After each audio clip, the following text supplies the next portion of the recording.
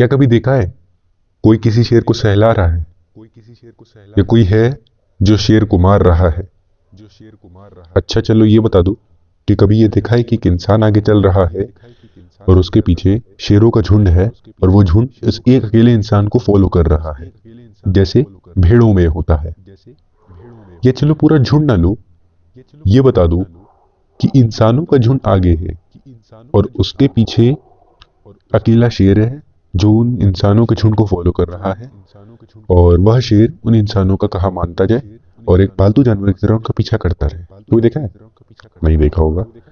मैं यहाँ सर्कस की बात नहीं कर रहा हूँ, पर वैसे कभी देखा है क्या? नहीं देखा होगा और ना कभी देखोगे, क्योंकि अगर उसको सहलाओगे तो वो तुमको मार कर खा जाएगा। अगर उसको मारोगे या डराओगे तो भी वो तुमको मार कर खा जाएगा। उसके आगे आगे चलोगे तब भी वो तुमको मार डालेगा। वो किसी की भी अधीनता कभी स्वीकार नहीं करेगा।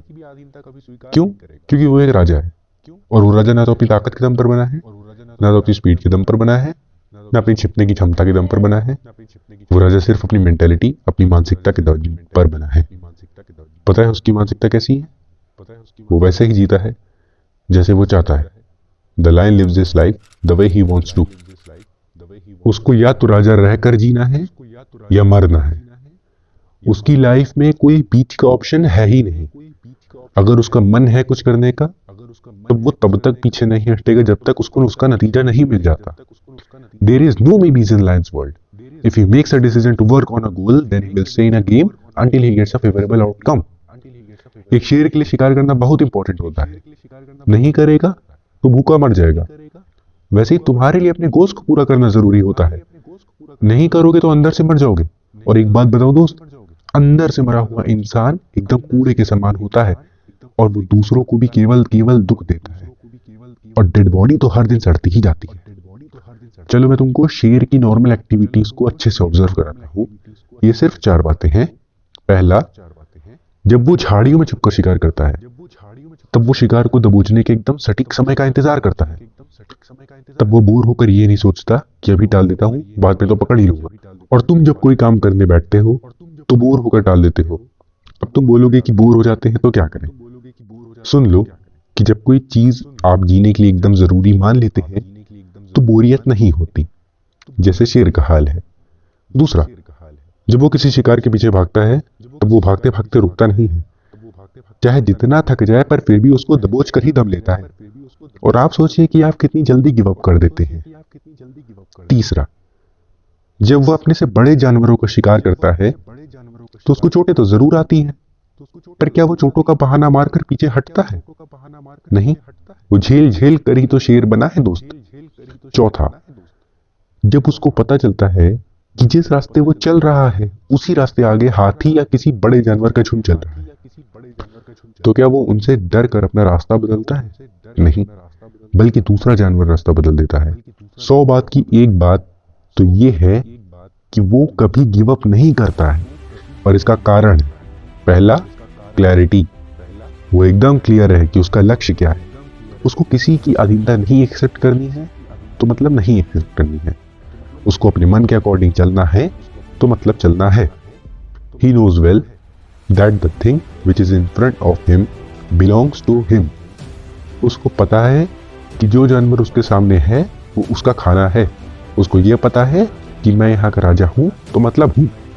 ही इग्नोर्स एवरीथिंग एल्स। एकाग्रता उसका बहुत बड़ा हथियार है।